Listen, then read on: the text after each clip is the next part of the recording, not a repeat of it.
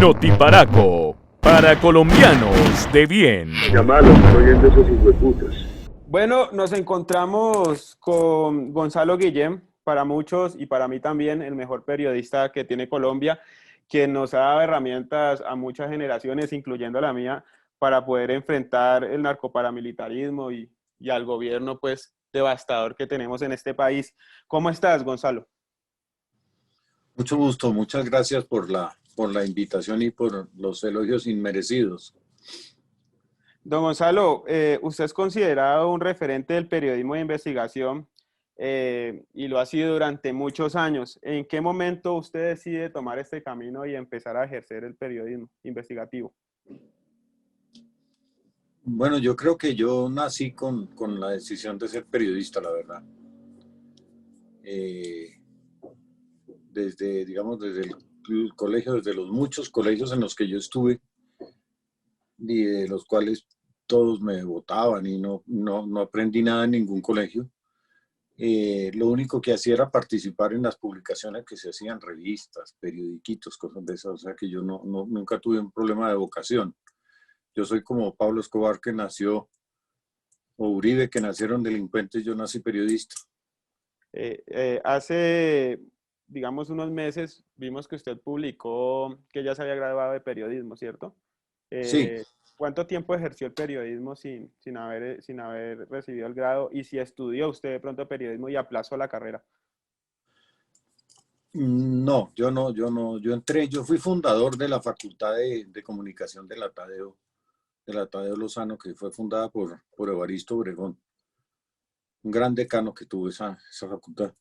Pero estando yo en la facultad, mi papá murió y entonces yo me vi en la necesidad de trabajar y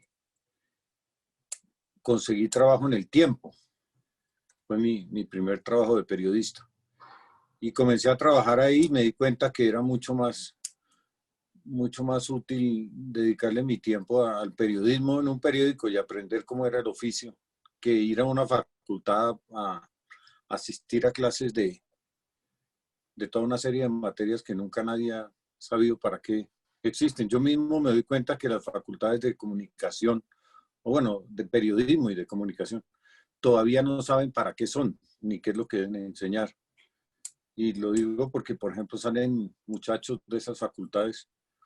Bueno, cuando yo trabajaba en medios que me tocaba recibir gente que venía o que pedían que fueran practicantes, por lo general no saben ortografía, no saben qué es la Corte Constitucional, no han leído la Constitución. Entonces siempre me preguntaba yo qué será lo que les enseñan en esas facultades. Entonces yo no, digamos, objetivamente yo no soy periodista, pero en la época del gobierno de Turbay se implantó una ley soviética y es que todos los periodistas tenemos que tener tarjeta de periodista, que expedía el Ministerio de Comunicación, o no podíamos ejercer el oficio. Y teníamos, o sea, hacer toda una serie de controles como los que quieren poner ahora y están poniendo de alguna manera. Entonces, los que ya estábamos trabajando nos dieron la opción de presentar un examen en el Ministerio de Comunicaciones y si pasábamos el examen nos daban la tarjeta profesional, que es lo que equivalía al título. Entonces, yo así obtuve mi tarjeta del Ministerio de Comunicación y tarjeta número 3211, me acuerdo mucho, y siempre para trabajar me pedían eso. Ya no lo piden. Solamente pedían carnet a las putas y a los periodistas. Las putas le pedían carnet de sanidad y a los periodistas también de sanidad. Y yo por ahí guardo mi tarjeta. Bueno, don Gonzalo, antes de ir a la siguiente pregunta, que es de las que le había pasado, yo no puedo dejar esto así. Yo he visto que en sus tweets, en sus columnas y en sus noticias usted escribe muy bien. Y ahorita hablaba usted del tema de la ortografía. ¿Usted se considera un gran lector también? Sí, yo leo mucho. Sí, toda la vida me he dedicado a leer y como a leer de todo. Y una de mis grandes pasiones Bueno, me gusta leer buenos escritores y la verdad, no me gusta mucho leer novelas, salvo, pues claro, hay unas extraordinarias. Y leo mucho expedientes judiciales.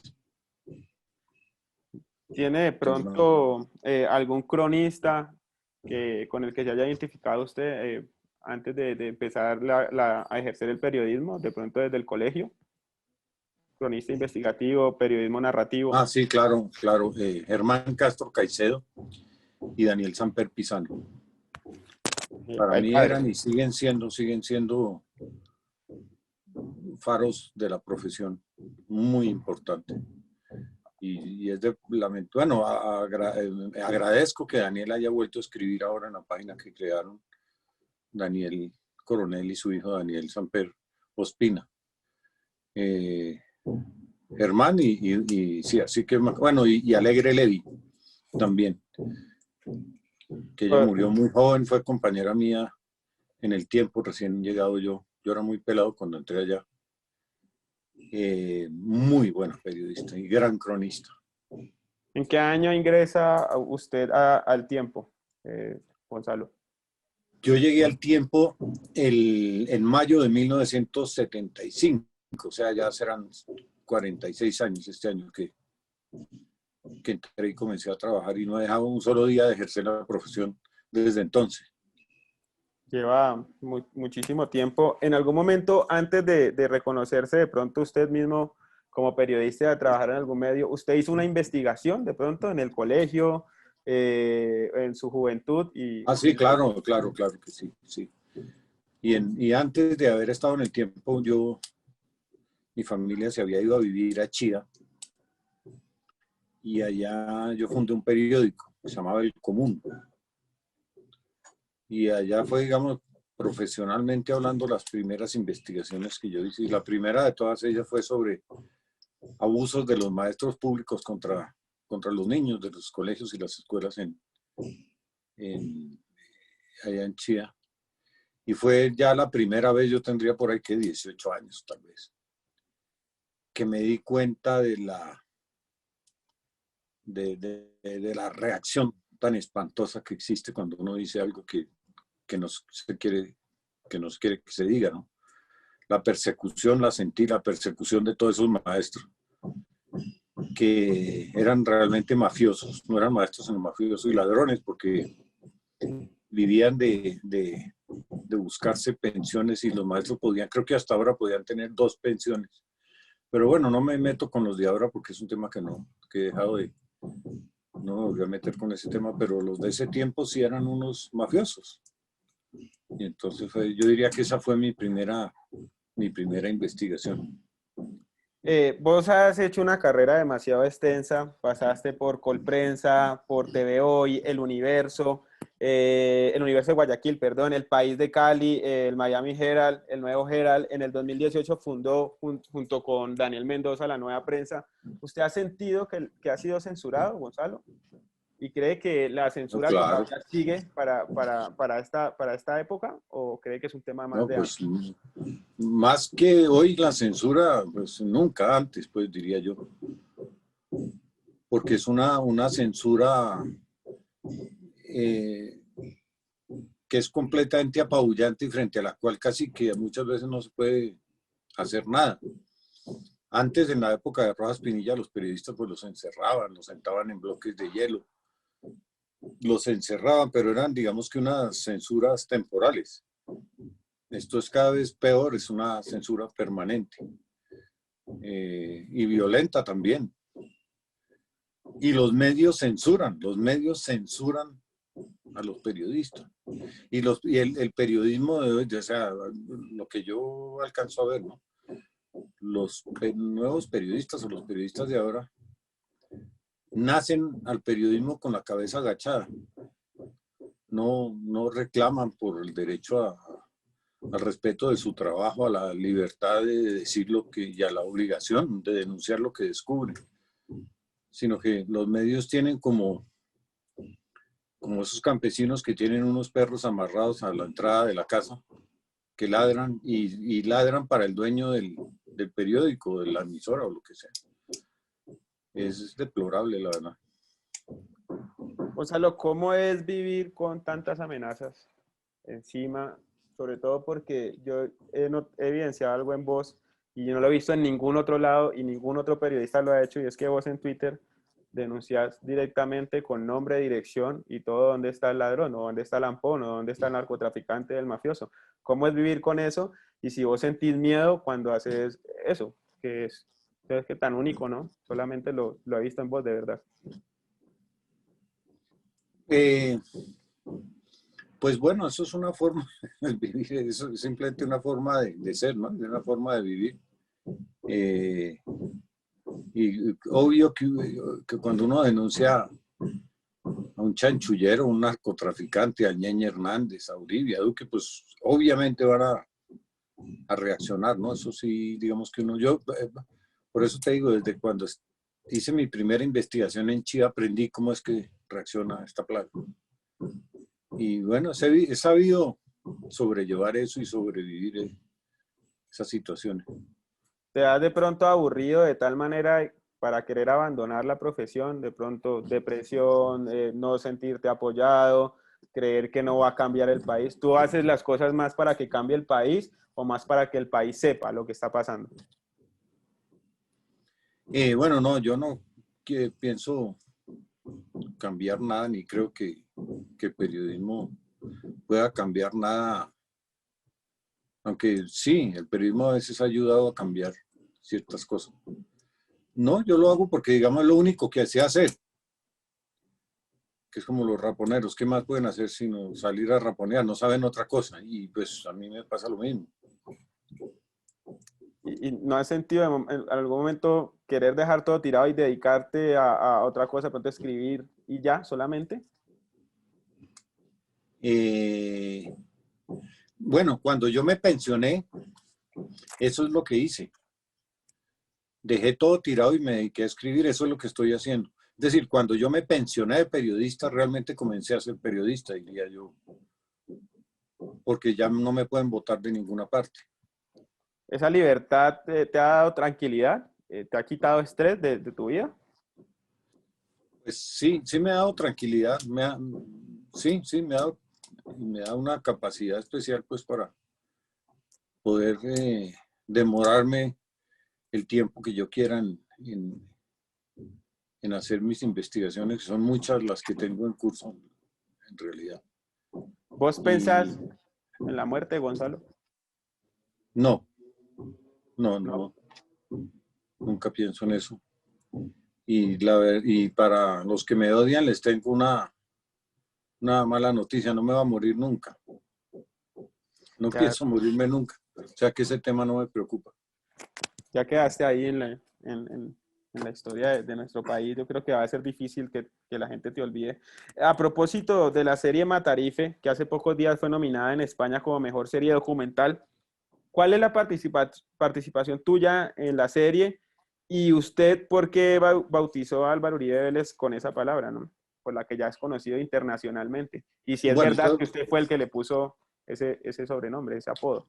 sí, yo escribí una columna en la Nueva Prensa que se llama así, ¿por qué llamo Matarife a Uribe? Alguna vez leí algo de Montaner, el escritor cubano, muy buen escritor.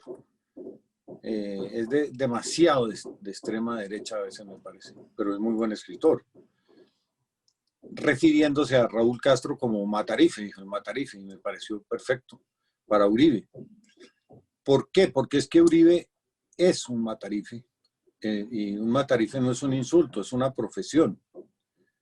Los que crían ganado, lo descuartizan y venden la carne son matarifes, eso es una profesión. Y él, pues toda la vida, y su papá y toda su familia se dedican a eso, son matarifes. Y aparte de eso, digamos, la vena sanguinaria de Uribe, los niños que asesinó en los falsos positivos, los bombardeos que hizo indiscriminados, sin saber cuánta gente iba a asesinar, pues se pueden comparar un poco con con el trabajo del Matarife y es una extensión de su profesión y de su vocación de Matarife. Entonces yo comencé a llamarlo Matarife. Me pusieron una tutela de la jauría de lameculos que tiene el aire de abogados. Y entonces los abogados, amigos míos, que me ayudan en todas estas denuncias y eso, que son Daniel, en ese momento, Daniel Mendoza, Juan Carlos Trujillo, posteriormente entró al grupo Augusto Campo y también Roberto Mauricio Rodríguez, digamos básicamente, y también, bueno, también ahora está Miguel Ángel del Río. Ellos comparten mucho lo que yo hago y le dan vida y le dan movimiento jurídico a las denuncias mías. Entonces, Juan Carlos me dijo, les dije, vea, llegó esta tutela. Me dijo Juan Carlos, escriba una columna diciendo y explicando por qué usted llama a Matarife a Uribe, por qué usted tiene la íntima convicción y la idea inamovible de que ese señor es un Matarife y que usted lo llama así. Entonces yo escribí una columna en la que me referí a todas las investigaciones que yo conozco que se han hecho sobre la vida criminal de ese tipo, los libros que se han publicado dentro y fuera de Colombia, todo eso lo puse en la columna y obviamente Uribe perdió la tutela. Después yo conocí a Daniel, me lo presentó una gran periodista que es Diana Salinas. Y Daniel quería ver si podíamos hacer un medio. Primero, él tenía uno que se llamaba El Blasfemo, que era, la verdad no me gustaba porque estaba muy enfocado a vainas sexuales y ese tipo de cosas, y ese tema yo no lo domino mucho. Entonces lo cambiamos por La Nueva Prensa, con la idea de hacer alguna cosa, y eso ha ido cogiendo una fuerza impresionante. Y son muchas las personas que se han vinculado, que nos respaldan. Y entonces yo seguí publicando ahí, lo estoy haciendo con mucho entusiasmo. Así conocí a Daniel, y Daniel un día dijo que quería hacer una serie. Es decir, yo le presenté a él a unas personas porque les dije que ellos de golpe puedan ayudarle a hacer algo en Facebook o algo así que él quería hacer sobre Uribe, pero no se ha hablado de Matarife y eso. Después él me contó que iban a hacer unos pequeños capítulos por WhatsApp y me contó cómo iba a hacer eso. Yo le dije, no, eso va a ser un fracaso, eso no hagan eso porque van a perder el tiempo. ¿Por qué? Porque en La Nueva Prensa ya habíamos publicado, y ahí está en la página, lanuevaprensa.com.co. Habíamos publicado 3 capítulos de más de 1 hora cada uno sobre Uribe, que se llama La Encrucijada del Alma. Una investigación extraordinaria de todo lo que se ha dicho de Uribe, llevada por unos actores y todo eso con la sustancia que le dieron historiadores, actores también, investigadores. Y eso no ha tenido, pues sí se ha visto, claro, tal vez por lo extenso. Ahí está en la página para el que lo quiera ver. Y yo pensé en eso y le dije a Daniel, eso va a ser un fracaso total. Lo único que me gustó después fue que le puso de nombre Matarife, porque le dije, ahí sí acertaron porque es que es la palabra perfecta. Y bueno, eso fue un éxito, un fenómeno extraordinario, es una cosa increíble. En todas partes del mundo han visto Matarife. A mí me llamaban de España, me llamaban de Argentina, me llamaban de Estados Unidos. Matarife sale los viernes, pero todavía no ha salido. ¿Qué pasa? ¿Lo censuraron? ¿Qué pasó? Fue un fenómeno, una cosa maravillosa, asombrosa. Y nuevamente Uribe volvió con su piquete de abogados a hacer toda clase de porquerías y múltiples denuncias, y ponían a un tipo en Manizales a poner una tutela. Eso fue una guerra jurídica ridícula y estúpida, y todos los casos los perdieron sistemáticamente. Y las respuestas que dieron ahí Daniel y los otros abogados son realmente magistrales, y son argumentos jurídicos valiosísimos para la defensa de la libertad de expresión en los tribunales. Se han usado incluso en juicios que se han llevado en otros países y se han usado con mucho éxito. Y sí, quedó demostrado, Matarife abrió camino. En Estados Unidos, por ejemplo, si no hubiera hecho eso, esa serie ni siquiera se habría atrevido nadie a poner una denuncia. Pero acá se dio un paso adelante con eso.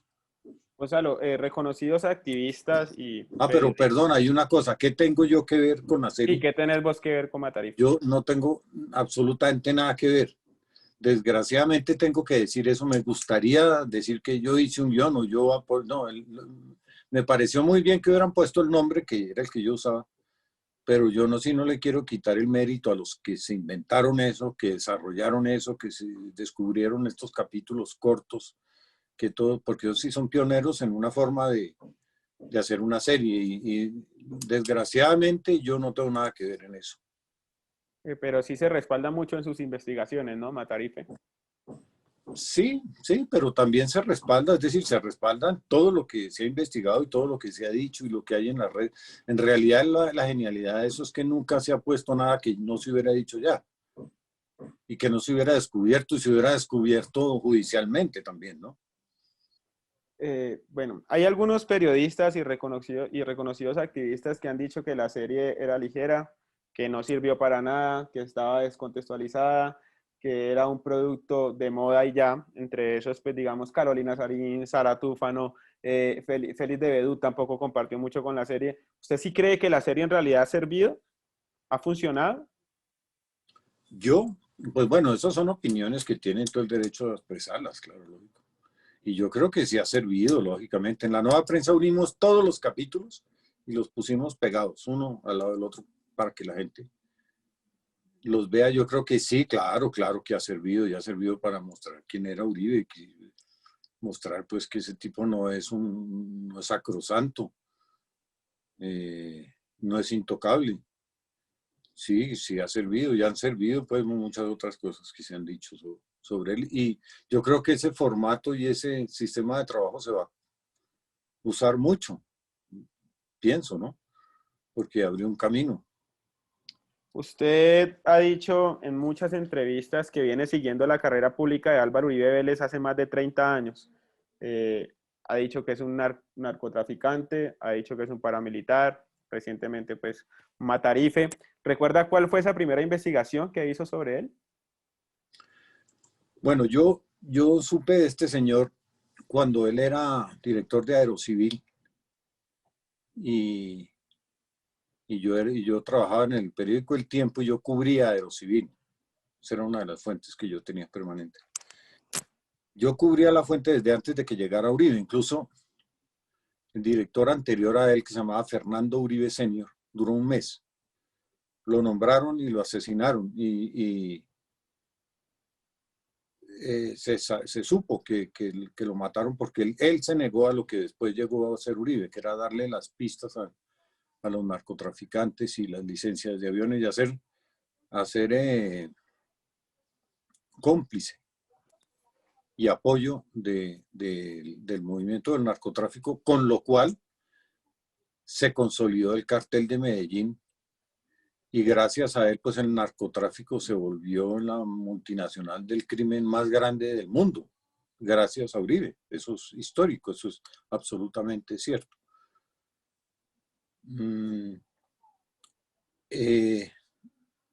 Después del Aerocivil, él estuvo, por ejemplo, de alcalde de Medellín. Ahí lo puso el gobernador de Antioquia del momento. Antes los gobernadores los nombraban los presidentes y a los alcaldes los gobernadores, no había elección.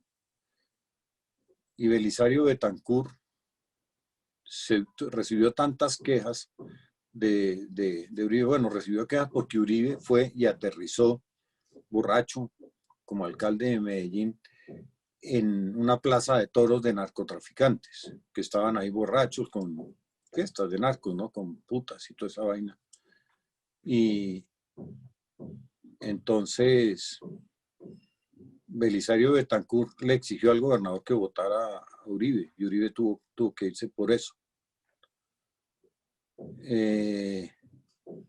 Digamos que eso se sumó a lo que ya se había visto en la Aerocivil, donde todos los narcos se paseaban por allá pidiendo sus licencias, y Uribe para arriba y para abajo con ellos.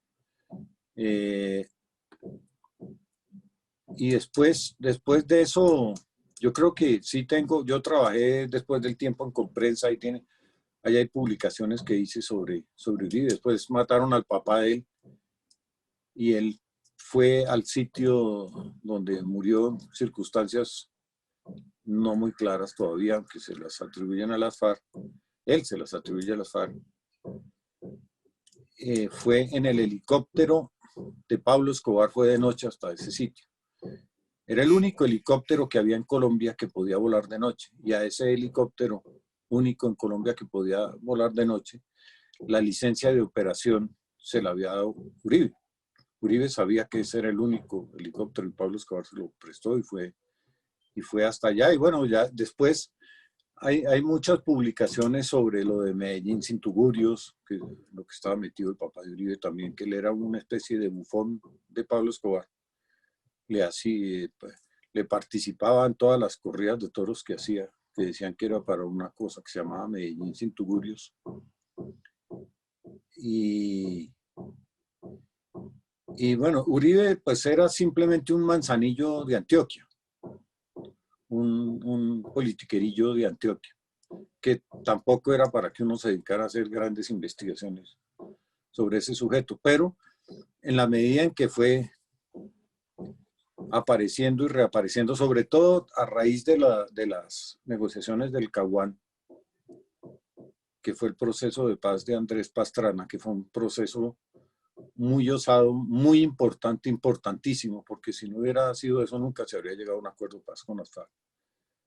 Entonces, todo el narcotráfico y la extrema derecha, que son prácticamente lo mismo, se dedicaron a satanizar, a sabotear el proceso de paz del Caguán, y las mismas FARC, que pues también son narcotraficantes y criminales, cometieron una serie de barbaridades que era imposible que eso continuara. Lamentablemente se acabó eso y no se llegó a un acuerdo de paz. Y en ese momento aparece Uribe, que él ya había creado los grupos paramilitares con las Convivir y todo eso, y llevaba un activismo narcocriminal y político muy fuerte. Entonces se puso de candidato y ahí sigue colgado de ese cuento de las FARC. Es el único discurso que él tiene. Él necesita que haya muertos para tener vigencia. Necesita que haya masacres, que haya bombardeos. Él no tiene ninguna otra actividad, ningún otro pensamiento, ni ninguna otra propuesta que no sea el de sangre del país. Ese es su negocio. ¿Usted tuvo de pronto en algún momento la oportunidad de verse con Álvaro Uribe, entrevistarlo, o él siempre ha estado sacándole el culo, como se dice en Colombia a usted? Bueno, la verdad que no mucho, pues cuando Aerocivil sí yo hablaba con ese, porque yo cubría la fuente. Después, cuando él era candidato la primera vez, yo me acordé del helicóptero de Uribe, no del papá. Dicen que era el papá de Álvaro Uribe, pero no puede ser porque el papá estaba muerto. Era de Álvaro Uribe y sus hermanos herederos de este señor, que fue uno de los aeronaves que cayó en Tranquilandia. Tranquilandia es el único golpe de policía en la historia de la lucha de la humanidad contra las drogas que ha conseguido que escasee la cocaína y que suban los precios en los mercados. De resto, ningún golpe ha logrado eso. Nunca, ningún golpe ha logrado eso. Ese golpe lo dio Rodrigo Lara Bonilla y el coronel Jaime Ramírez Gómez. Ambos los conocí yo. Jaime Ramírez Gómez fue fuente mía, muy buena fuente, y desde tiempo atrás de que llegara él, el primer director de la Policía Antinarcóticos. Con Efraín Marín, por ejemplo, supimos, y él nos confió que iba a dar un golpe extraordinario, y ese iba a ser Tranquilandia, y la única cámara que estuvo allá en el golpe fue precisamente la del noticiero donde trabajábamos nosotros, que era TV Hoy, el noticiero de Andrés Pastrana. A él no lo pudieron comprar. Llamaban al hermano de Jaime Ramírez, porque me lo contó el hermano de Jaime Ramírez. Lo llamaban a decir que pidiera lo que quisiera, pero que no fueran a dar el golpe. Y el golpe a Tranquilandia se dio.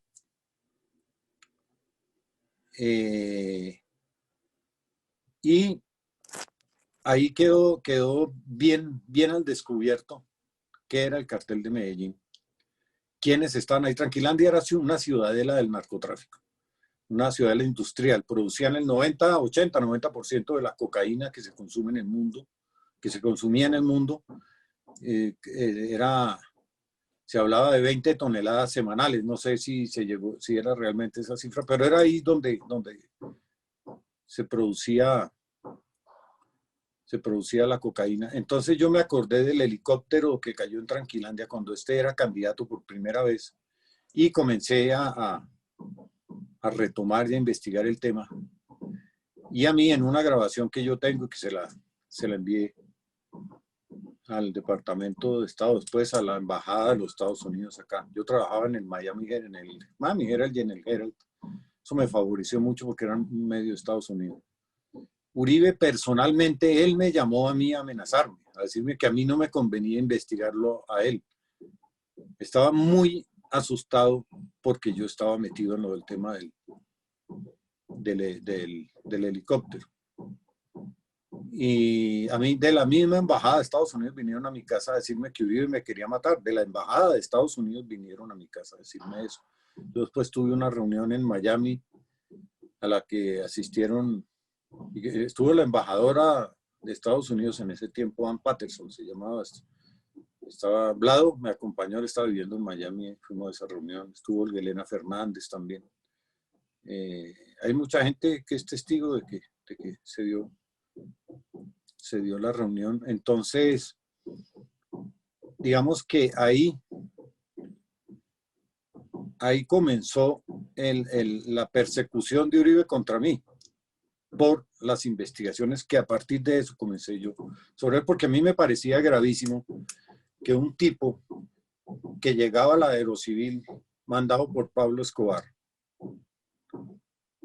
que era pariente de los Ochoa, que era hijo de un tipo que era un narcotraficante y que fue pedido en extradición. Todo eso está en el libro de Fabio Castillo, Los jinetes de la cocaína, que es un clásico universal de la historia de lo que llaman la lucha contra las drogas. Me parecía gravísimo que ese sujeto fuera a ser presidente de Colombia. Me parecía terriblemente grave y terriblemente triste. Y entonces, desde entonces, ya no era el Uribito que era un cascarero, un paraquito cascarero de Antioquia, sino ya era el dueño del país. Y entonces yo llevo desde entonces investigando y hablando de eso y sufriendo todo tipo de amenazas y persecuciones. Uribe, él mismo se tomaba el trabajo de llamar al Herald a pedir que me votaran y ponía a un pederasta que tenía ahí en la Secretaría de Prensa, un tipo Velázquez, que era del Opus Dei. Él también llamaba y tenía ese encargo. Y después puso a la jauría de colombianos que hay en Miami, que él la dirige, y que él la dirigió y él participó en las elecciones recientes de Estados Unidos, diciendo que Biden era comunista.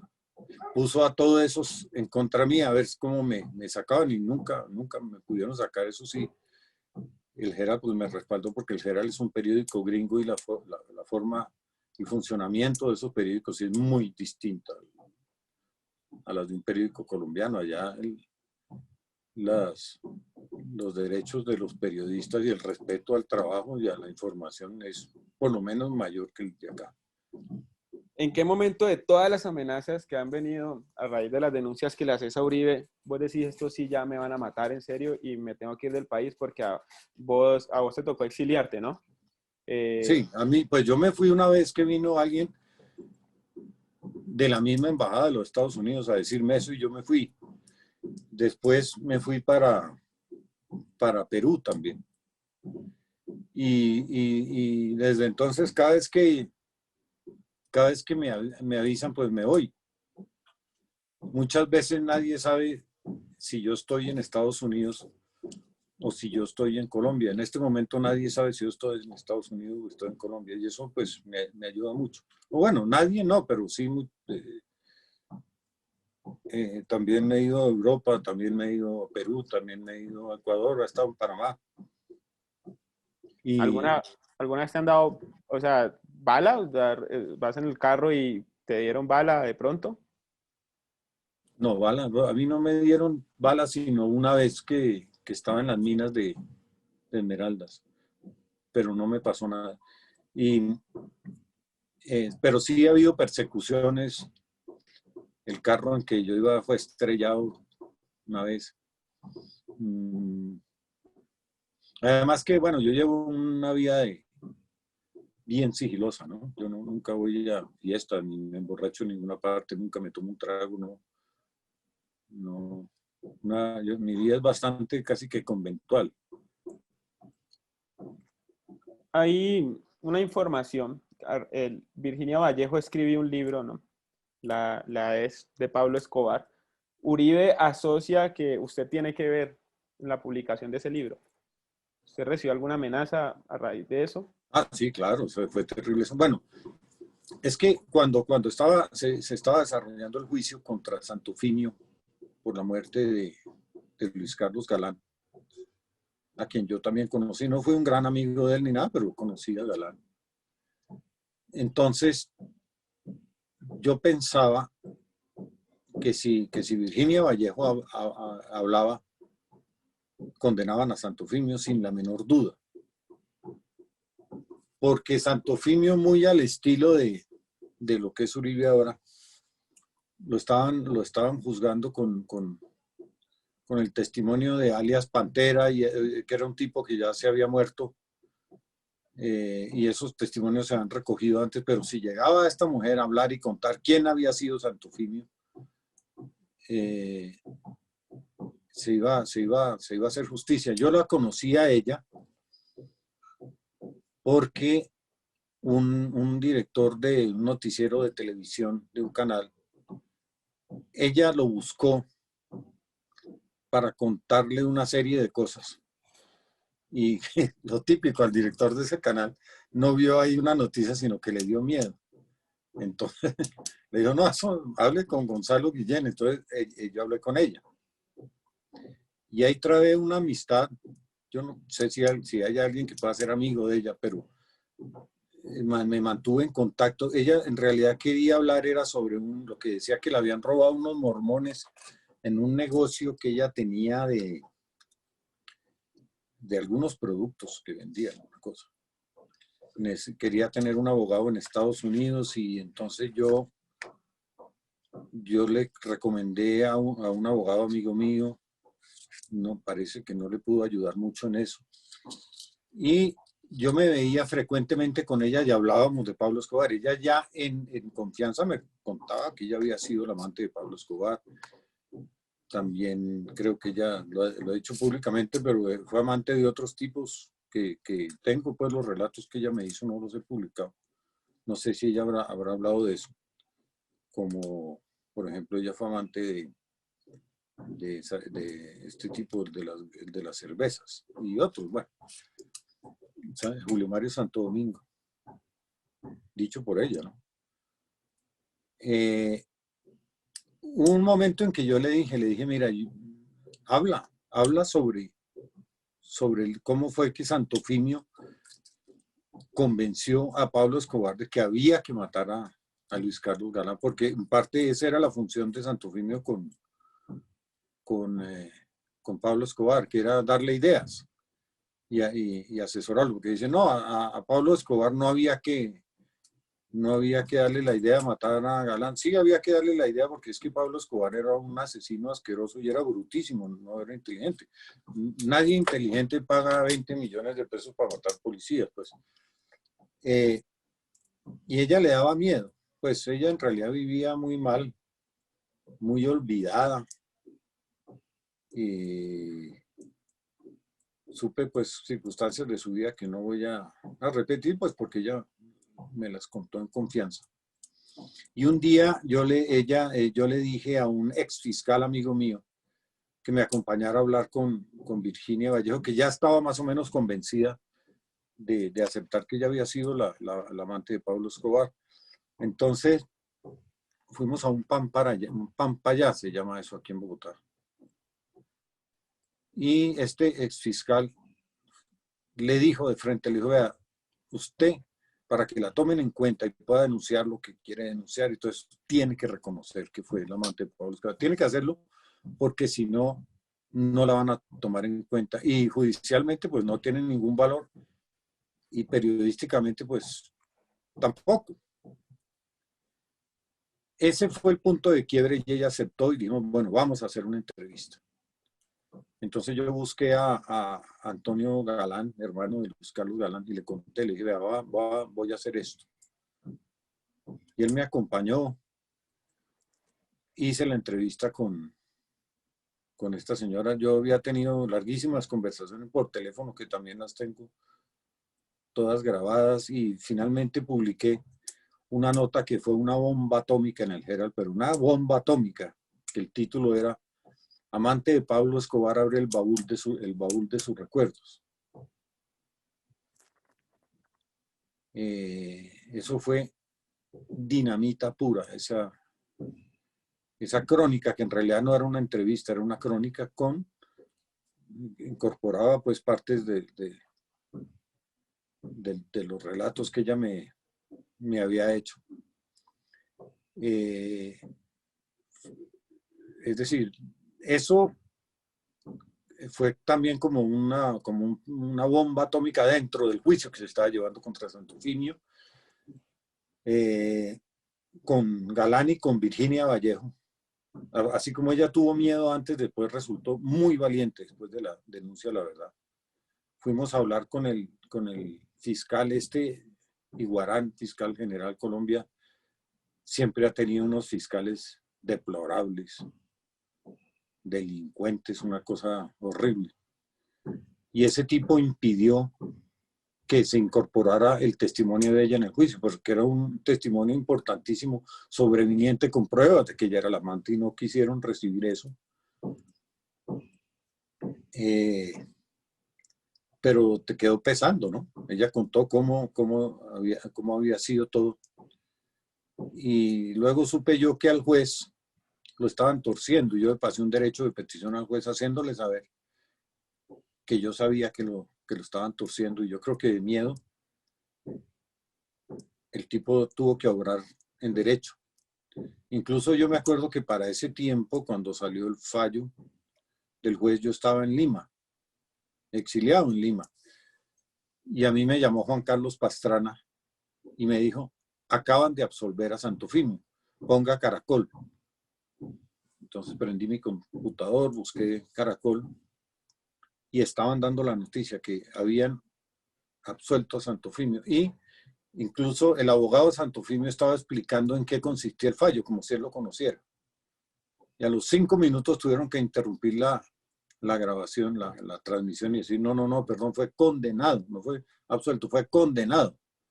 Y siempre me quedó sonando por qué, de dónde salía la declaración del abogado que hablaba sin conocer el fallo. Bueno, lo condenaron gracias a esto, sin duda, porque eso fue lo que finalmente más pesó, y eso vino a ser una sentencia que se ratificó en la Corte Suprema de Justicia en tercera instancia. Entonces, yo hice esta crónica. Después, un día yo le dije a Antonio Galán, le dije a esta mujer la van a asesinar. Entonces yo quiero que usted me preste su casa, yo voy con ella, llevo un amigo mío que es camarógrafo, que llegue su cámara, y le tomamos un testimonio completo, y yo lo guardo. Si le pasa algo a ella, pues ahí está el testimonio de todo lo que ella sabía y de todo lo que ella dijo, y que por ahora no quería decir, ¿no? Por ese momento no quería decir, entonces así lo hicimos. Y en un momento ese testimonio se transmitió por RCN. Yo hablé con Álvaro García, que era en ese tiempo el director del noticiero. Y ese testimonio de Virginia Vallejo tuvo más audiencia que la final del Mundial de Fútbol. y fue bien impactante. A raíz de eso se despertó una manía por Pablo Escobar y se han hecho series y se ha hecho toda clase de cosas. A mí me buscaron de Hollywood para decirme que querían hacer películas, que cuánto costaba el derecho de no sé qué, me llamaron de todas partes, pero la verdad, Virginia Vallejo es una persona muy, muy, muy, muy difícil. Y yo hice mi crónica, mi investigación que publiqué en el Herald y no me volví a meter con el tema. Hasta ahora no, de pronto pues me puedo meter nuevamente con ese tema, pero el libro a mí sí me dijeron que si yo podía participar en ese libro. Yo dije que no, nunca participé. Es más, no he leído el libro de Virginia Vallejo. Y Uribe, o sea, el Matarife, se inventó que yo había escrito el libro, que yo perfectamente podía haberlo escrito y he escrito otros libros, ¿no? Y una mañana salió por radio a insultarme y a arrastrar mi honra por el piso, y a emisora a la que llegaba le abrían los micrófonos, porque así son las emisoras de este país, ¿no? Y con Uribe ni se diga, se postraban de rodillas y le lamían los zapatos y este decía lo que quisiera, incluso ni siquiera me dieron el derecho a dar mi versión ni nada. Y claro, con este tipo, con todo lo que dijo contra mí, y eso sí empecé a recibir amenazas a granel y otra vez me tuve que ir del país. Pero sobre el libro de Virginia Vallejo no lo escribí yo, no lo he leído y me dicen que es muy bueno. León Valencia me dice que lo mejor que se ha escrito sobre el narcotráfico es el libro de ella y no lo he leído. Entonces pues ese es ese capítulo. Bueno, yo le quisiera preguntar, Gonzalo, uno de sus grandes colegas y amigos fue el escritor Fernando Garavito, autor del libro El Señor de las Sombras, por el que él también tuvo que exiliarse en los Estados Unidos. ¿Usted cree que hubo incidencia de manos criminales en el accidente que acabó con la vida de él? Bueno, yo siempre he pensado eso, pero yo no puedo probarlo ni tengo ningún elemento de juicio para sostener eso. Recientemente, cuando fue hace poco aniversario de la muerte de Fernando Garavito Welton, el hijo, que tocamos el tema, él dijo que no hubo ninguna manos criminales, que fue un accidente. Y él en algún momento le manifestó a usted de pronto que tenía miedo de que lo fuesen a matar. Constantemente, claro. Fernando, sí, lógico, él se fue del país. Cuando él se fue de Colombia, yo me fui con él. El exilio de Fernando fue una cosa muy triste, muy dura. Fernando fue un periodista muy importante, un gran escritor, un tipo muy, muy, muy valioso, inmensamente culto. Y Fernando, claro, ya Fernando sí lo iban a matar. Él se fue porque lo iban a matar. Dos tipos estaban esperándolo a la salida de la Universidad Sergio Arboleda, donde él dictaba clases. Y le dijeron que había dos tipos buscándolo, y esa misma noche él estuvo en mi casa y compramos unos tiquetes y él se fue del país. Y yo me fui con él en el mismo avión. Y ahí, en ese viaje, como a los 3 días de haber llegado a Miami, yo le presenté hasta el periodista gringo que hizo el libro con él, El Señor de las Sombras, a Joseph Contreras. Es más, yo les recomendé a ellos que por qué no hacían un libro. Y Joseph Contreras estaba muy interesado, claro, en el tema de Uribe, y Fernando, pues ni se diga.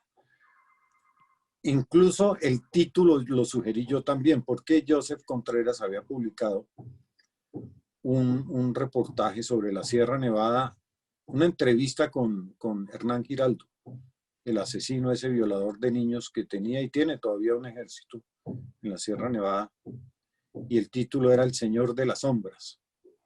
Entonces yo ese día le dije que era muy bueno ese título, que me encantaba, y que le dije, así, si hacen un libro deberían ponerle ese título, porque El Señor de las Sombras es Uribe, y así lo titularon. Gonzalo, quería preguntarte por el tema de Jaime Garzón. Hay una generación de pronto que recuerda mucho a Jaime Garzón. ¿Vos tuviste cercanía con Jaime y crees o crees más bien que Álvaro Uribe Vélez sí es responsable directo del asesinato de él? Bueno, Jaime Garzón yo lo conocí muy jovencito. Él era de prensa, del equipo de prensa de cuando Andrés Pastrana, que era el director de TVO, y se había ido a hacer campaña para la alcaldía de Bogotá. Entonces, del equipo de prensa él era Garzón, entonces yo tuve una cercanía ahí con él, tuve trato. Yo no fui un gran amigo de Garzón ni nada, sí nos conocíamos y conversábamos. Incluso el día del secuestro, me acuerdo que todo el mundo estaba criticando a Garzón porque mientras los sicarios, Popeye y eso sacaban a Pastrana, Garzón empezó a mamarles gallo, así llévenme a mí también y hacerles chistes y payasadas, y en realidad se expuso muchísimo ahí en eso. Sí, yo hablé con él, lo admiraba mucho, me fascinaba pues los personajes que hacía, Cuac, todo eso yo no me perdía, y he vuelto a verlos 1000 veces, pues muchas veces estoy acá en el estudio y me pongo a ver a Garzón como lo hacen miles y millones de colombianos. Yo, de la muerte de Garzón, que sí lo asesinó el Estado y posiblemente Uribe tuvo que ver con eso, la que más sabe y fue la que destapó todo, y ya hay que reconocérselo siempre con una valentía increíble, la periodista Claudia Julieta Duque, a quien sí te recomiendo que la entrevistes si no la han entrevistado. Y yo creo que Claudia Julieta está en mora de hacer un libro sobre lo que fue esa investigación. Ella desarmó todas las mentiras del DAS, todas, absolutamente todas. Mostró que no tenía asidero nada de lo que se dijo. Y Claudia Julieta tiene la historia completa y tiene muchas respuestas que nosotros no conocemos. Y yo creo que ella debería ordenar todo eso y hacer un libro que el día que lo haga va a ser un kit único, porque Garzón, es decir, las nuevas generaciones buscan a Garzón y lo oyen y se ríen y les gusta. Me he dado cuenta de eso. Sí, de hecho hay, pues, digamos, mi generación, que no somos precisamente periodistas, ni queremos serlo tampoco, pues estamos muy influenciados por Jaime Garzón y pues también por usted, ¿no? Señor Gonzalo, yo le quiero preguntar sobre la operación Jaque. Usted hizo un documental y develó la mentira, pues, ¿cómo usted pudo desentrañar eso y desmentir lo que fue tan publicitado, ¿no? Como algo heroico y algo por lo que el país se sintió tan orgulloso en algún momento, ¿no? Y que hay gente todavía que de pronto no ha visto su Sí, documental. no, eso no se puede. Que el gobierno lucha contra las falsas noticias, y la noticia más falsa de todas es eso. Yo hice un documental que se llama Operación Jaque, una jugada no tan maestra. Incluso el afiche, ahí tengo el afiche del documental. Esa está en la nuevaprensa.com.co. Y en YouTube. Están, sí, en la página, el que entre a la nuevaprensa.com.co lo busca, ahí está el documental. Están todos los elementos de juicio que demuestran que eso fue una farsa, lo que se inventaron, eso fue un negocio. Yo lo supe por un abogado que al día siguiente de la operación Jaque me buscó, yo lo conocía a él, y me dijo, vea, eso es una mentira total. Yo estuve en una negociación con eso. Yo estuve negociando en nombre de César y Gafas con el gobierno, y estuvo metido otro abogado también, entonces me reuní con ellos, y este abogado hizo un memorial que le pasó a la Embajada de Estados Unidos, al gobierno, a la Fiscalía, a todo el mundo, en el que decía, no sean mentirosos. Ahí no hubo ninguna operación de inteligencia, eso fue un negocio que hicimos, dio los nombres de todos los miembros de la Embajada Americana, del FBI, que habían participado en esa negociación. Y yo me dediqué a investigar el tema. Después encontré, por ejemplo, en los Wikileaks famosos, ahí salieron cables de la Embajada de Bogotá contando que eso estaba negociado y que los iban a liberar. Entrevisté en París a Gontard y a Noel Sáenz, los representantes, el representante personal de Sarkozy, el presidente de Francia, y el otro que era el negociador suizo. a otros abogados que participaron en la negociación en la Embajada Americana, cuentan con pelos y señales cómo se hizo esa negociación que se hizo pasar por plan de inteligencia militar. Conseguí el video de Uribe hablándole a la comunidad, a los embajadores en Colombia, al cuerpo diplomático, en que le decía que hay $100 millones listos para la liberación de esta gente. Yo creo que en el fondo fue que se robaron esa plata. Entonces, en Nueva York, un expresidente, mi hijo habló con un expresidente y él le dijo, mi hijo le dijo que yo estaba haciendo una investigación sobre la operación Jaque, porque ese expresidente le preguntó sobre en qué andaba yo. Y le dijo a mi hijo que me pidiera que fuera a la oficina de él en Bogotá 5 o 10 días después. Yo fui y allá ese expresidente me dijo, ¿usted qué es lo que sabe de operación Jaque? Le conté, hasta ahora sé esto, que eso lo negociaron durante un buen tiempo, entregaron la computadora de César antes de la entrega de toda esta gente, porque ahí venían las pruebas de vida de estas personas. Y él me dijo, vea, eso es totalmente cierto. A mí me buscaron, me dijo el expresidente, para que fuera garante de que se respetara un acuerdo que habían impuesto las FARC para liberar a esos, que era básicamente que les dieran un dinero que tenían encaletado, que era lo que les servía a ellos. El resto decían dónde había unas caletas con armas, César y gafas. Y bueno, eso está en el documental. Y él no aceptó. Me dijo, este es la propuesta que me pasaron, llévesela. Me la llevé y está en el documental. Tengo ese gran respaldo de que eso era una negociación, que incluso buscaron a un expresidente para que hiciera parte de eso. Y luego, pues es que es evidentísimo. Apareció un militar una vez vendiendo, el militar dijo que Santos había hecho que le quitaran todo lo que filmaron con teléfonos celulares a los militares en la operación Jaque. Les borró eso y lo guardaron en una computadora. El militar copió eso y me buscó a mí junto con un amigo. Más que todo buscó a mi amigo y después a mí, porque quería vender esos materiales.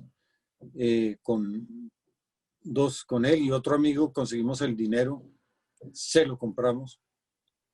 Y para reponer ese dinero se lo revendimos a RCN, que RCN pues lo usó para hacer algo escandaloso, pero nada en que hablaban de que esto hubiera sido una farsa. RCN nunca va a aceptar eso. Ahí repusimos ese dinero. Yo tengo todos esos materiales, tengo todas las fotografías y mucho de eso lo usé en el documental. Está lo de la participación de los gringos, que decía que no había gringos, que no había armamento dentro del helicóptero. Ahí está la evidencia física, fotográfica de que sí había. Y luego documentos de la Embajada de Estados Unidos, declaraciones de los abogados que participaron en la negociación, incluyendo un abogado de los Estados Unidos, que él se encargó de negociar allá en Estados Unidos. El negociador de Francia, todos decían cómo había sido el negocio. Incluso en la versión que está ahora en la nueva prensa, al final en el epílogo está el testimonio de un abogado que siempre se había negado a hablar. Y él vio el documental, me dio su testimonio, lo agregué al documental y ahí está puesto. La operación Jaque es una gran operación en el sentido de que liberaron con vida a toda esta gente, porque es que eso sí, como dicen ustedes, los de las FARC son unos hijueputas, van a tener a esas personas en esas condiciones. Y perfectamente podían gastarse $100 millones o 200 o 1.000 millones o todo el presupuesto nacional para poner en libertad a estas personas. Esas vidas valen más que el presupuesto nacional y valen más que todo. No necesitaban inventarse una operación militar. para al final solamente robarse $100 millones, que es lo que yo sostengo que pasó y que fue lo que hizo Uribe. Mi investigación llegó al punto en que con unos sindicalistas yo me conseguí los gastos reservados en una memoria externa que compré. Me los copiaron ahí. Y eso los iba a usar en el documental. Yo viajé a Lima y dejé mi disco ahí guardado en un cajón en el estudio. Entraron a mi casa por una ventana, la asaltaron, rompieron las ventanas y se llevaron ese disco. Había un estante donde mi hijo había dejado como $300 en efectivo, ahí no se lo llevaron. Ahí estaban 2 cámaras mías, no se las llevaron, no se llevaron sino eso. Supieron que yo había conseguido eso a través del sindicalista y se lo robaron, y eso también está en el documental. Entonces, los que digan que la operación Jaque no fue una farsa, pues entonces que muestren elementos de juicio, que desmientan lo que hay ahí, porque además lo que está en el documental no lo digo yo, lo dicen documentos y testigos, ¿no? Y Santos y Uribe nunca quisieron dar una versión para ese documental. Ellos impusieron esa verdad, que eso fue el gran éxito y el gran triunfo de la inteligencia y no sé qué, y eso es pura mentira. Pura mierda. En el caso de la ñeñe política, otra de las revelaciones hechas por usted, ¿usted cree que va a haber justicia, Gonzalo? Y si hay justicia, ¿cómo tiene que ser? ¿Qué es lo que tiene que pasar? Pues bueno, si va a haber justicia, tiene que ser como dijo el mismo monigote le digo yo, es el mentecato, Duque, que dice que si un candidato usó plata de los narcos, no se debe ir a la cárcel el gerente, sino el candidato. Entonces él tiene que ir para la cárcel, obviamente. Pero eso es mucho más grande que todo eso.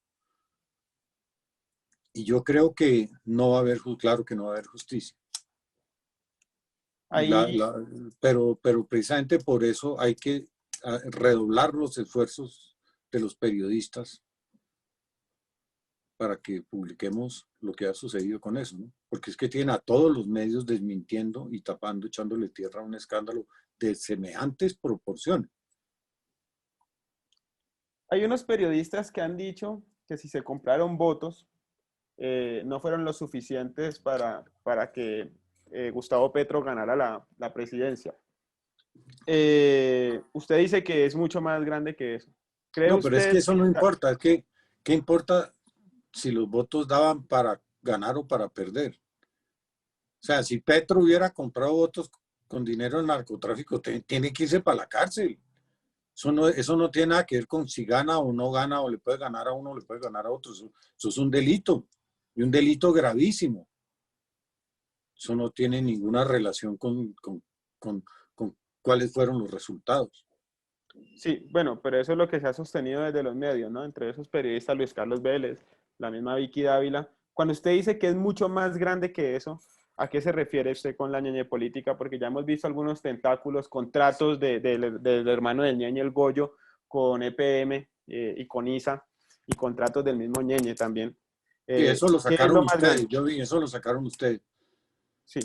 Bueno, yo me enteré de la compra de eso a raíz de una investigación ya muy antigua que llevo yo, que es la de Kiko Gómez, y el poder del narcotráfico y la corrupción, como gobiernan una parte de Colombia que yo lo llamo Narcolandia, y María Jimena Duzán lo ha llamado es Mafialand. Que bueno, vienen a hacer lo mismo.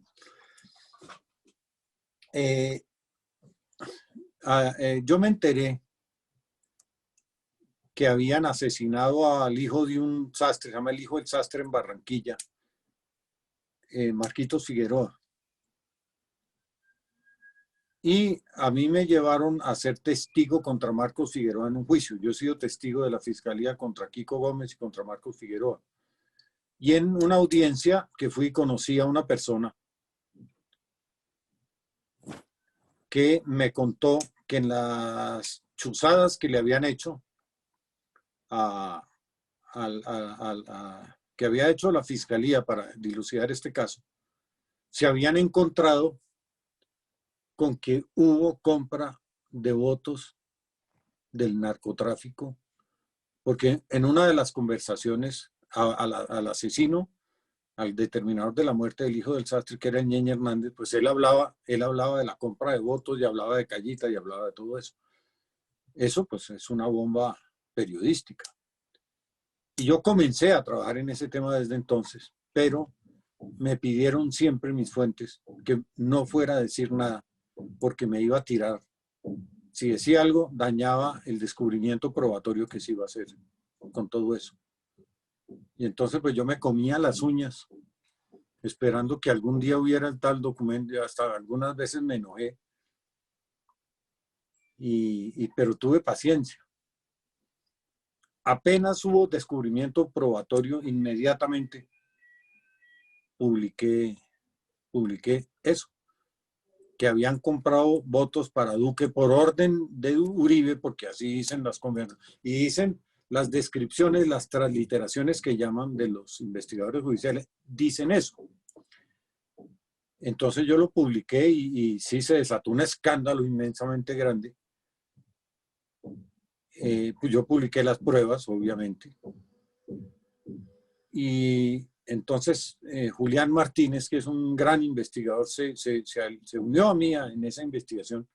Ya llevamos, creo que son 17 publicaciones de periodismo de investigación. No es con opiniones ni nada, es con información, con documentación sobre lo que es la organización de Ñeñe Hernández y lo que eso significa y lo que eso ha obtenido en el país y los nexos que tiene. No hemos terminado, yo creo que no vamos ni por la mitad. Precisamente ahora estamos asociados con un grupo de periodistas mexicanos que estamos descubriendo unas cosas verdaderamente espeluznantes que las vamos a publicar. Sobre todo esto, cada día es mucho más grande y mucho más grotesco y mucho más deprimente lo que es y sigue siendo la organización del Ñeñe Hernández, que el Estado le quita los bienes a él ni siquiera porque la Fiscalía operó ni nada, sino lo de siempre, por exigencia de los Estados Unidos. Y entonces toda la gente que está metida ahí y que va a aparecer, eso es la radiografía de una de las alcantarillas más espantosas que uno pueda imaginarse. Ustedes han publicado una cantidad de audios, Gonzalo. ¿Usted cuántos audios ha escuchado desde que está haciendo esta investigación? Uy, no, yo cuántos no sé, pero no los hemos oído todos todavía. Esos son cantidades y cantidades y cantidades y cantidades. Por fechas, digamos, encontramos un hecho por una fecha, entonces nos ponemos a oír todo lo que hay alrededor y pum, sale una chiva. Después por palabra, hay alguien que nos va a ayudar, un equipo forense que dice que nos puede ayudar a poner todas esas grabaciones en unos equipos y esos por palabras y por voces pueden reconocer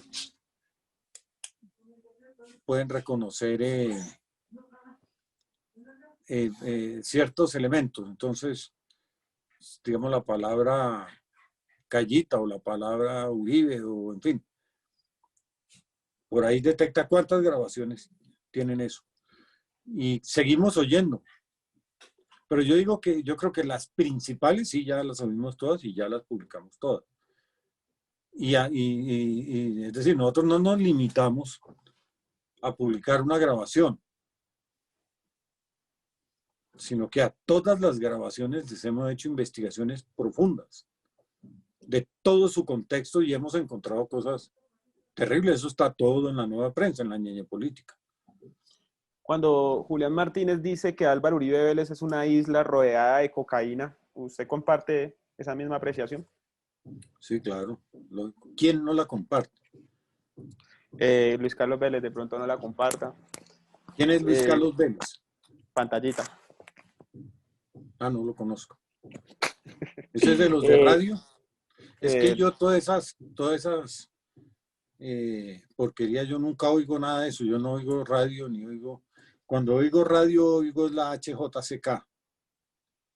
Y no, la verdad yo no ando muy desactualizado en esos chismes gremiales y eso. Gonzalo, el año pasado Álvaro Uribe Vélez estuvo preso por un caso de presunta manipulación de testigos y de ahí sale un hecho que pareciera como un episodio cinematográfico, ¿no? Y es el reloj filmadora que la esposa de Monsalve le llevó para que recoja las evidencias de las presiones y los sobornos del abogánster de Diego Cadena. ¿Usted tiene algún conocimiento sobre este episodio? Pues no, todo. Es que vean, yo le voy a decir una cosa. Las dos grandes chivas de 2000 fueron eso, de Monsalve, y la ñeñe política. Y ambas fueron mías, ambas fueron de la Nueva Prensa. Del 2020. De 2020, perdón, sí. Yo me enteré por un abogado, por uno de los abogados de Operación Jaque, me enteré que un cliente de él tenía una filmación que había hecho con un reloj y me contó lo que había filmado, me entregó la documentación de eso y yo lo publiqué. Y publiqué incluso después los intentos de la persecución y los intentos de asesinar a la esposa de Monsalve. Y a partir de eso, yo no, bueno, eso sí fue también otra vez escandaloso y amenazas, en fin. Ahí fue Uribe con Cadena, con este tipo Lombana, Jaime Lombana, el abogado de Uribe, Jaime Lombana, tratando de torcer criminalmente, como los criminales que son, a este tipo y no lograron torcerlo. Después, cuando la Corte Suprema de Justicia le dictó autodetención a Uribe, ese auto tiene más de 500 páginas. Y mi título de periodista y mi único premio de periodismo en 45 años de ejercicio de la profesión es ese auto. Ahí en casi 60 veces la Corte, derivado de las grabaciones que le hizo a todos estos criminales, a los teléfonos, demostró lo valiosísimo que fue mi trabajo y el terror en que esta banda criminal andaba a raíz de lo que yo publiqué. Yo seleccioné en un software, me hicieron ese gran favor, yo tengo muy bien seleccionado el auto por nombres y por hechos y en lo que corresponde a mí son casi 60 menciones que hace la Corte sobre lo importante que fue mi trabajo en eso y sobre el terror en que estaban estos delincuentes. Y yo incluso con ese auto y con la ayuda de estos abogados que me ayudan, puse varios denuncios. Y pusimos una denuncia en la, claro, eso no va a prosperar nunca, contra Lombana. Porque quieren acá es hacer creer que Cadena se declara culpable y le dan una plata y en fin, como es el más untado, entonces él se sacrifica y todos los demás van a pasar agachados. Pero esto sí yo, y con Julián que me está ayudando también, estamos como perros de presa agarrados de eso y vamos a ir a las instancias que haya que ir, porque es que eso es muy grave, eso es muy grave. Y a otros testigos que es gravísimo, los han asesinado, otros se han desaparecido, no aparecen. A otros han intentado como a este, no me acuerdo el nombre, al que pusieron libre para matarlo y el tipo fue muy rápido y se escapó. Y a mí me llamó una fiscal a decirme eso. ¿Cómo se llama? Bueno, se me olvidó el nombre en este momento. Gonzalo, usted ha escrito muchos libros. Hay uno que está pendiente. ¿De cuál el que está pendiente ya le voy a preguntar por él? ¿Cuál cree usted que ha tenido mayor repercusión en la opinión pública y por qué? De los libros que usted ha escrito. Bueno, yo creo que hubo un libro que tuvo una gran repercusión, que fue el primero que yo publiqué en 1978, sobre una masacre de 400 colombianos en Venezuela. Yo estaba en el tiempo, ya estaba incluso por salir del periódico. Ese tuvo un impacto grandísimo. Y se hizo un libro que se llama Los que nunca volvieron. Salieron varias ediciones. Todavía lo veo que se vende por ahí. tuvo mucho impacto ese libro.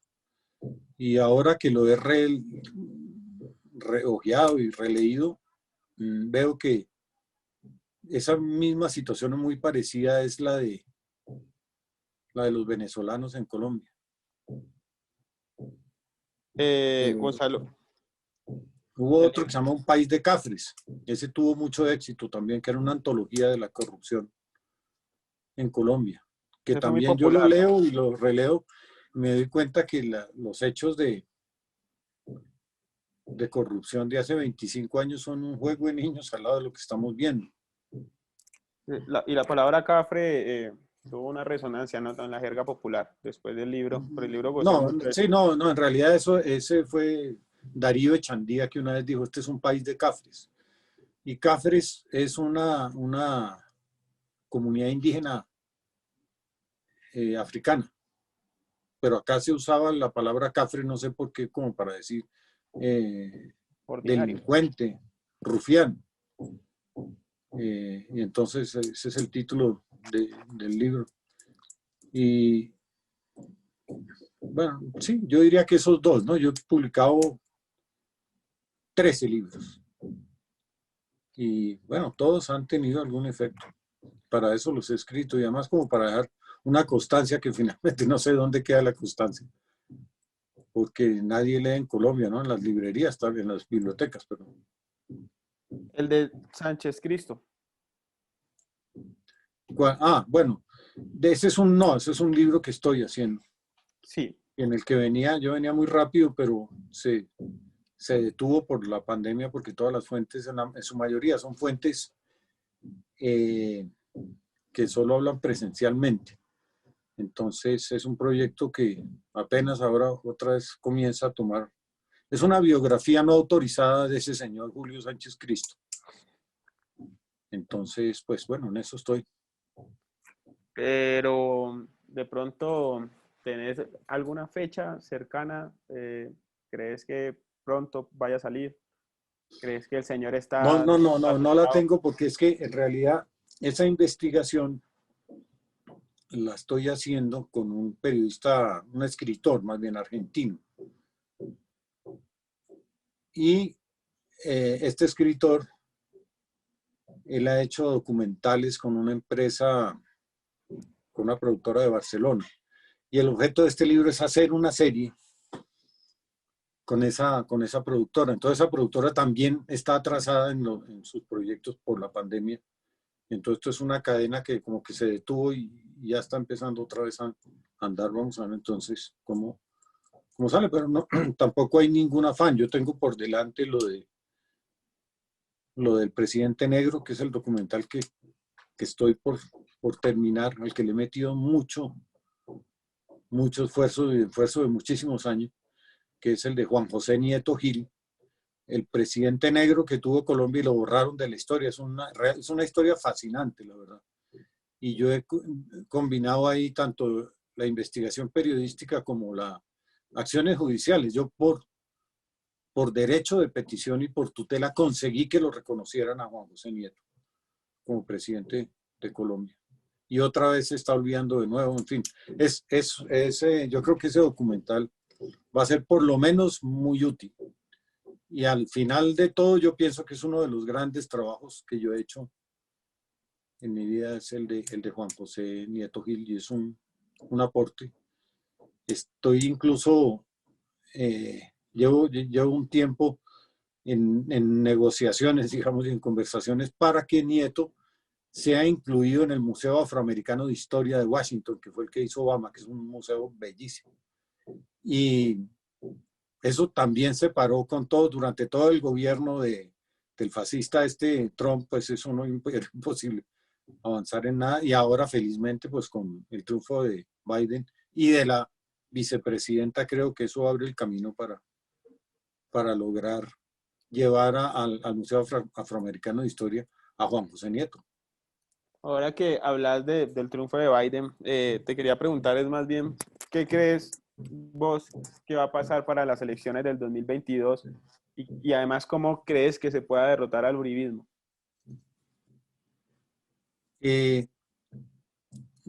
Pues bueno, yo creo que el uribismo pues va a seguir en el poder, porque es que este ya no es un problema democrático, sino es un problema delincuencial, es un problema de policía en el fondo. Mientras Uribe y toda la gavilla de su organización criminal no esté en la cárcel, pues esa banda criminal va a seguir haciendo de la suya. Eso siempre ha pasado con el crimen. Y la policía lo sabe, ¿no? Si no, tienen que desmantelar las bandas criminales, porque si no se desmantelan, van a seguir operando. Y el uribismo es una banda criminal, que eso no es un caso democrático ni político, sino es un caso de judicial y de policía. Entonces, mientras la justicia y la policía no actúen, vamos a seguir bajo el yugo de esa banda. Bueno, es como complejo, ¿no? Entonces el futuro y lo que se le avecina a Colombia. ¿Crees vos entonces que Tomás Uribe va a ser el presidente de Colombia? Sí, sí, yo creo, sí, él o cualquiera que pongan, eso da lo mismo.